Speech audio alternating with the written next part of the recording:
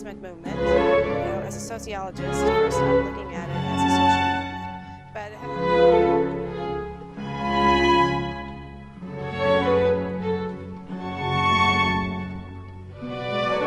We didn't realize we forgot it, but when you encounter somebody from Hizmet and they're valuing you so much as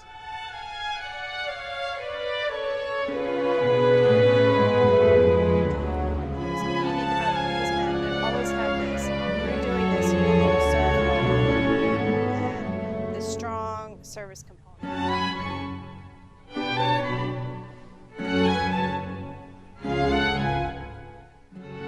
I'm Margaret Johnson. I'm a sociologist, a writer, and a business owner. I manage a language translation company. I also work as a senior researcher for the Institute of Islamic and Turkish Studies located here in Fairfax, and in that capacity I've been researching the Hizmet movement for several years now, and I visited with Hizmet members and interviewed them in several different countries like Singapore, Indonesia, Nigeria, Egypt, Turkey, of course, the United States. When we want to understand the Hizmet movement, as a sociologist, first I'm looking at it as a social movement, but it has many distinct characteristics that we don't commonly find in social movements. I mean, social movements generally are oppositional movements, or they're looking to achieve some specific goal or involved in politics, and the Hizmet movement is really has a different kind of character to it, and it very much takes an individual approach. So it's looking to reform society, not by entering politics or changing laws or institutions, but really by reforming the individual. And this is kind of a very unique approach. And I think this is a really important contribution of the Hizmet movement. And this, of course, comes from Fethullahu Gulenu, Hoca Efendi's understanding, or his philosophy is to focus on the individual. And that's what movement members do first themselves, is they try to develop themselves as human beings, purify themselves, improve their character. This is what they're doing, but they're not doing it as an end in itself. They're doing it so they can be of service to others. And so when they go out in the world, first of all, they're modeling an ideal Islamic character.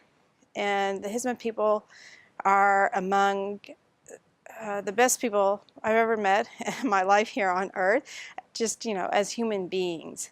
And this is very important. I think this is a really important contribution. And the other thing that's really kind of unique and special about Hizmet is its time horizon, because really its philosophy is to focus on the individual. And a lot of times it gets called an education movement, but it's not an education movement just because it has schools. It has education movement because it believes this is how you change the world. You start with developing the human being. The child, the adult, wherever they are in life, meet them where they are. And the schools focus on the best education. Traditionally, they're focused on math and science education. They tend to be secular schools. But at the same time, the teachers are modeling this Islamic character, which basically are universal human values that we can all agree on, or most people agree on. Sincerity, kindness, love, serving others, loving your country. They model these behaviors to the students and try to develop that so that at the end you have a balanced student, well educated in the mind, but also a dedicated, sincere human being. And you can think about it, this is a long time horizon. Regardless of what's going on around them, they have their methods and their ways, and they understand, some of these people have been working in the movement 20, 30 years. Maybe they're not going to see what they want in their lifetime, and it's okay with them. And they're looking for this big kind of reform that's going to take time, but it's a bottom-up, and this is their approach. And, the other important thing is that they give a model to Muslims about, and this is something that Hoca Efendi, Fethullahu Gulenu, writes about quite a bit, is how can you be Muslim in the modern world? And he's a scholar that writes for his time. So it's not, we don't want to be some kind of situation where we're saying, you know, we should have Islamic law, or we should have Sharia, and, you know, we want to get in government so we can impose this.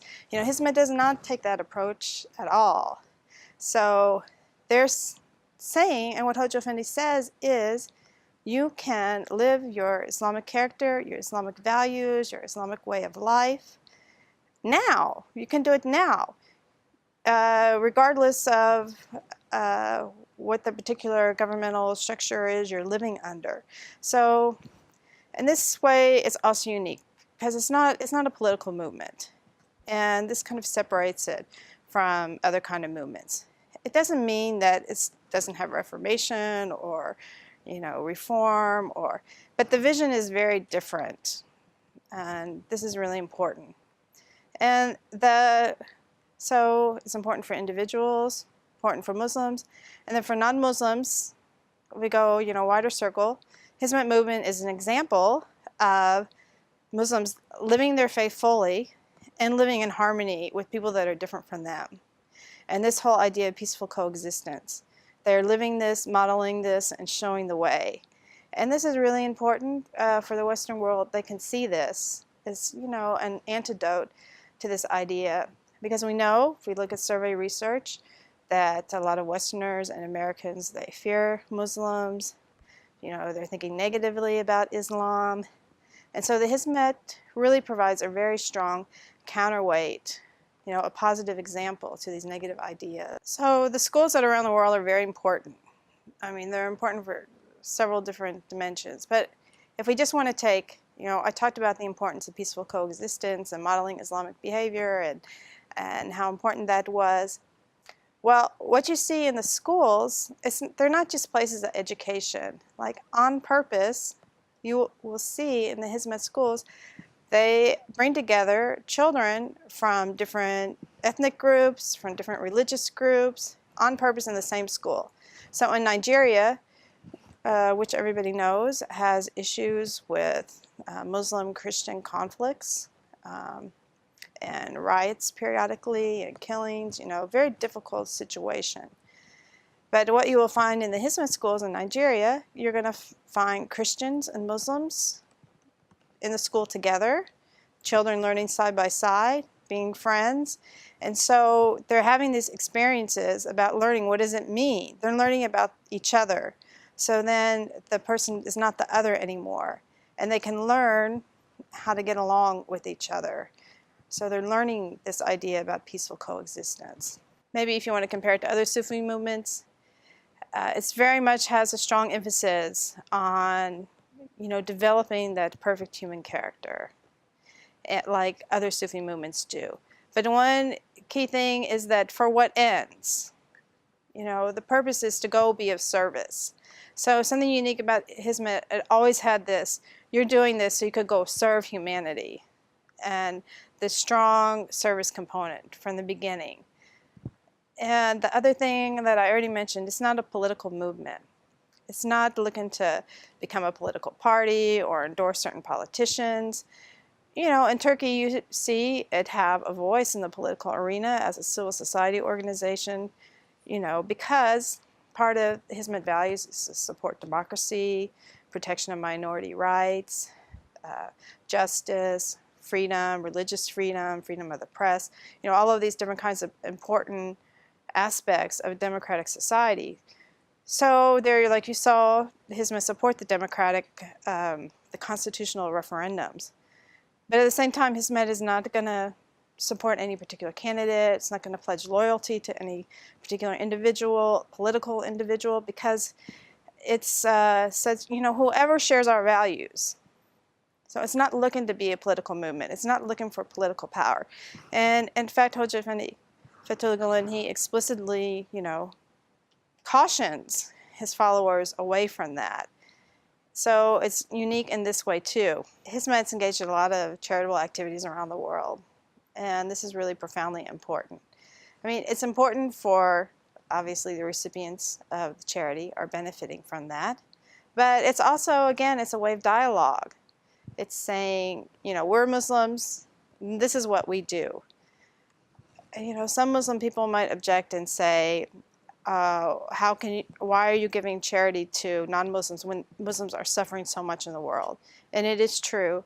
Unfortunately, we have such high levels of suffering in the Muslim world. But, and Hizmet gives to Muslim people all over the world, charity also. But it doesn't mean we shouldn't give to others as well. I mean, we should. It's our duty. It's our obligation. And it's a way, I mean, in America we have the Red Cross, which pretty much is a secular organization, but started as a Christian organization. You know, it goes everywhere. Muslims should as well. We should go everywhere, and we should be there, and people should see this face of Islam. And also, it's a great benefit. I mean, it's a great benefit. Turkey benefit. When Turkish people going as Hizmet, a lot of times the people of the country, they're seeing Turkeys coming and helping us. And that's a great benefit to the image of Turkey.